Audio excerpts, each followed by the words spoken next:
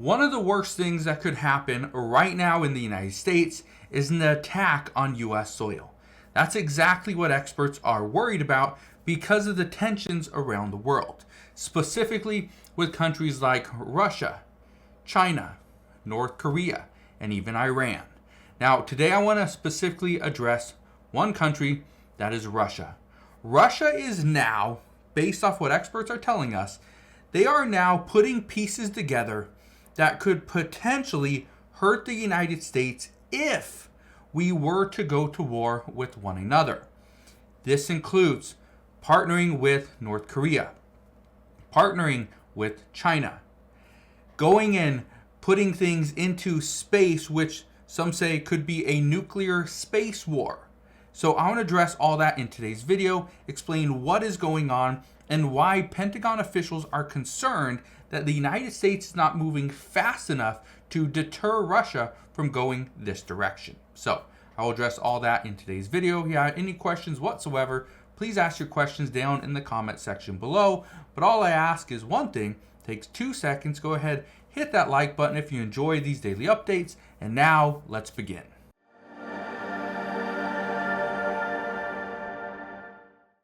One of the things we have known is that Russia was always going to be a threat to the United States. Specifically, when President Biden took office, that President Biden was not a threat, didn't seem like a threat to the Russian President Vladimir Putin.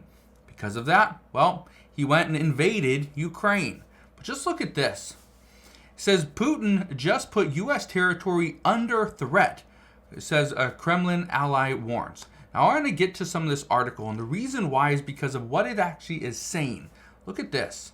It says Russian state television host Vladimir Solovyov, a vocal ally of the Kremlin, praised Russia and North Korea's new strategic partnership on the air and warned that thanks to our technologies, the territory of the United States is under threat.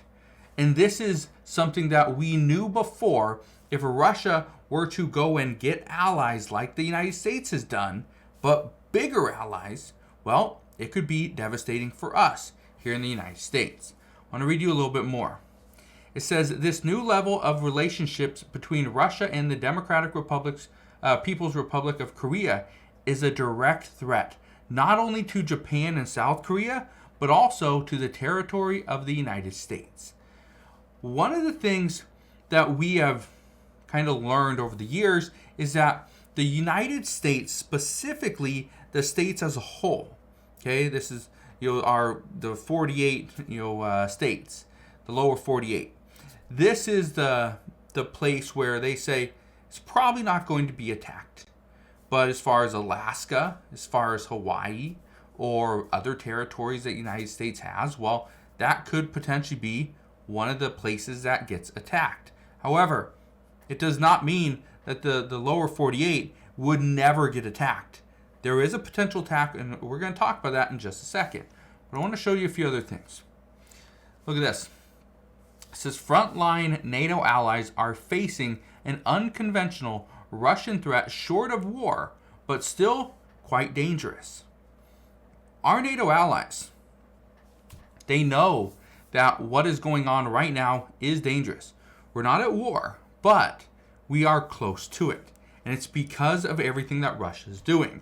One of the things that they just did, and I talked about this last week as well, is Russia and North Korea's military deal formalizes a bustling arms trade. What Russia brings to North Korea is nuclear weapons. What North Korea brings to Russia is weapons.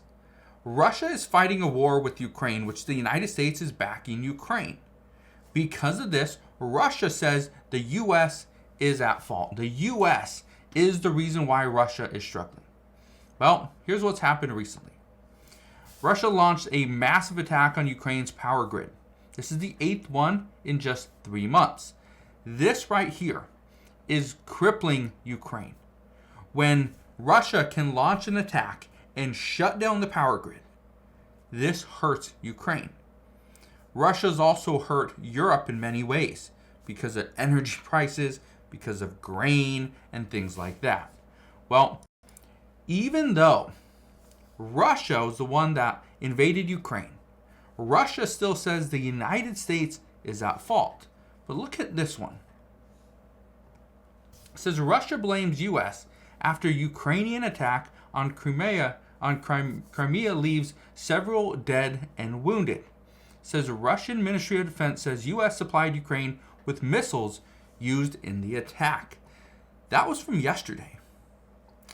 Russia is not going to stop blaming the United States for what we have helped out Ukraine with.